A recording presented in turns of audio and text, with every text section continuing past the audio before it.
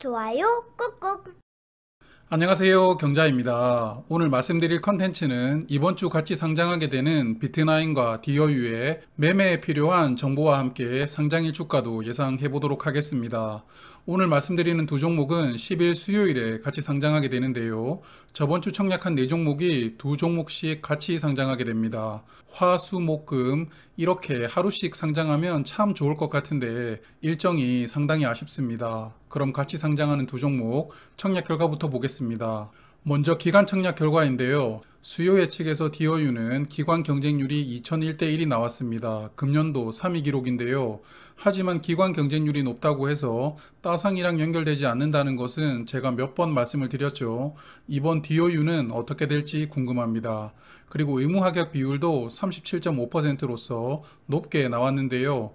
그리고 비트나인은 기관 경쟁률은 1662대 1, 의무합격 비율은 6% 나왔습니다. 의무합격 비율이 조금 아쉽네요. 그리고 같은 기간 네 종목이 같이 청약하게 되었는데요.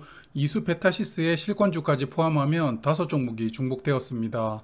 그래서 청약 자금이 많이 분산되었음에도 디어유는 약 1600대 1, 그리고 증거금으로 약 17조 원이 들어오면서 4종목 중 압도적으로 1위를 하게 되는데요. 그리고 비트나인은 4종목 중 가장 저조한 성적을 보여주었습니다. 일반 경쟁률은 590대 1, 증거금으로 1.7조 원이 들어왔는데요. 그래도 4종목 중 기대감이 가장 낮았을 뿐이지 망한 청약은 아니었다라고 생각되는 결과입니다. 그럼 디어유부터 볼까요? 디어유와 모집 규모가 비슷했던 8종목 비교를 할 텐데요. 금년 상장했던 종목 중 653억 원부터 994억 원까지 모집했던 종목입니다. 이렇게 8종목을 모아놓고 보면 시초가가 200%로 출발한 종목이 하나도 없었는데요. 그래서 시초가 150% 이상으로 출발했던 두 종목, 쿠콘 그리고 원준의 평균과 비교를 해보겠습니다. 원준과 쿠콘의 평균 일반 경쟁률은 1610대 1이었고 청약 증거금은 13.9조 원이었는데요. 디어유가 이들과 비교를 해보면 일반 경쟁률이 약간 부족하지만 증거금은 더 많이 들어왔습니다.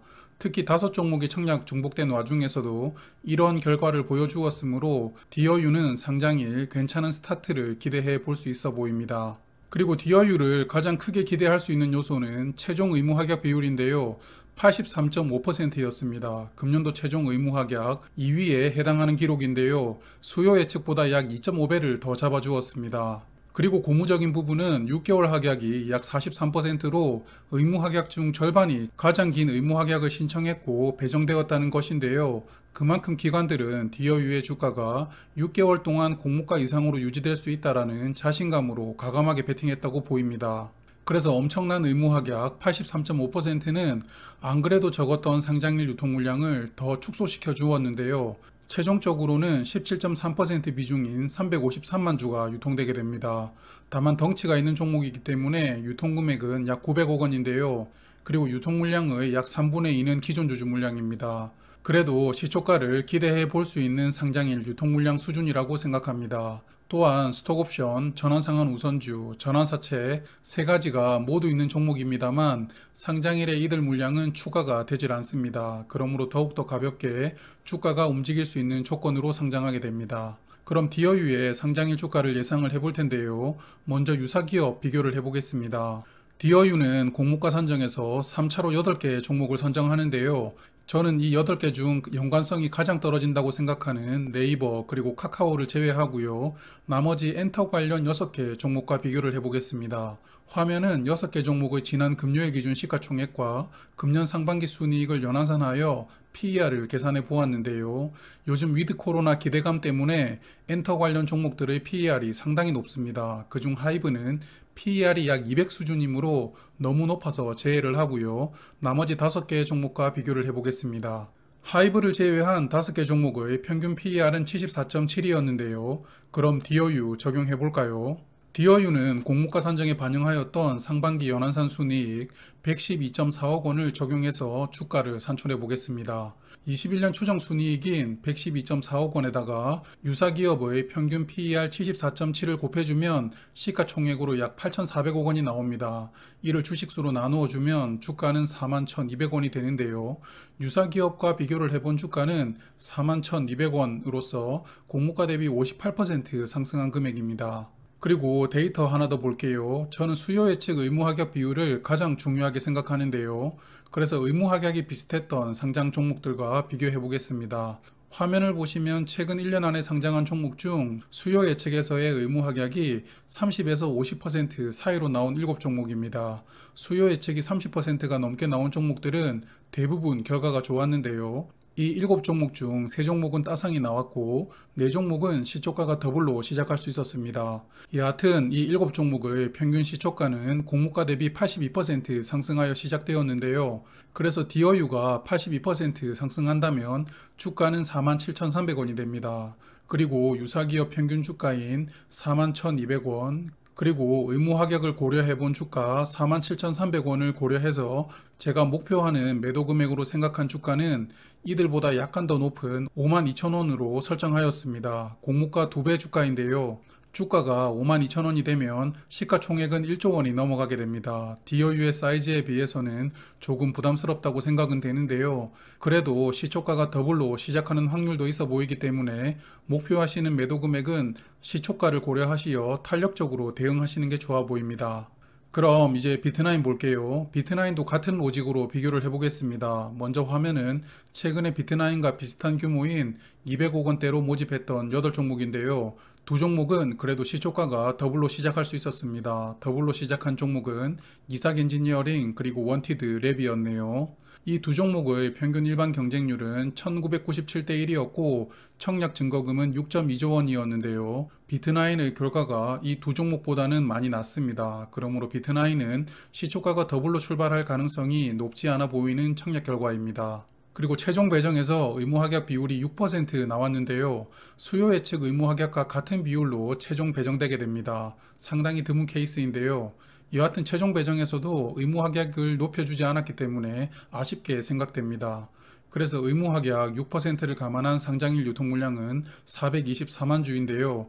비중으로 41%입니다. 많은 편이고요. 공모가 기준 유통 금액은 467억 원, 그리고 상장일 유통 물량 중 기존 주주 물량은 약 절반 수준입니다.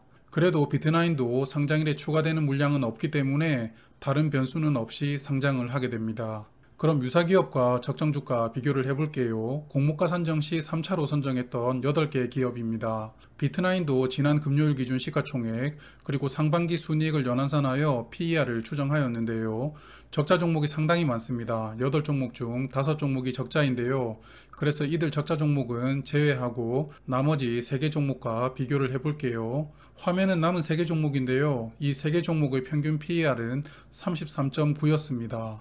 그리고 비트나인도 현재는 적자 기업이죠. 그러므로 공모가 선정에 반영했던 이익 71.1억 원을 적용하도록 하겠습니다. 그래서 추정이익 71.1억 원에 유사기업 평균 PER 33.9를 곱해주면 시가총액은 2,410억 원이 되는데요. 주식수로 나누어 주면 주가는 23,250원이 됩니다. 23,250원은 공모가 기준 111% 상승한 주가인데요. 그리고 비트나인의 의무 합약은 6%였으므로 최근 상장했던 종목 중 의무 합약이 6에서 10% 사이 7종목을 선별했습니다. 의무 합약이 낮은 종목들이었기 때문에 시초가가 더블로 시작한 종목은 단 한 종목 뿐이었는데요. 8월에 상장했던 브레인즈 컴퍼니였습니다. 그만큼 의무 합약이 낮게 나오는 종목들은 상장일 주가가 좋기 어려웠다는 것을 데이터가 보여주고 있고요. 그래도 이 7종목 모두 공모가 이상에서 상장일 주가가 형성되었기 때문에 의무 합약이 6% 이상만 나온다면 청약을 해도 손해를 보지 않는다는 것도 알 수 있는 데이터입니다. 여하튼 이 7개 종목의 평균 시초가는 공모가 대비 52% 상승하여 시작되었습니다.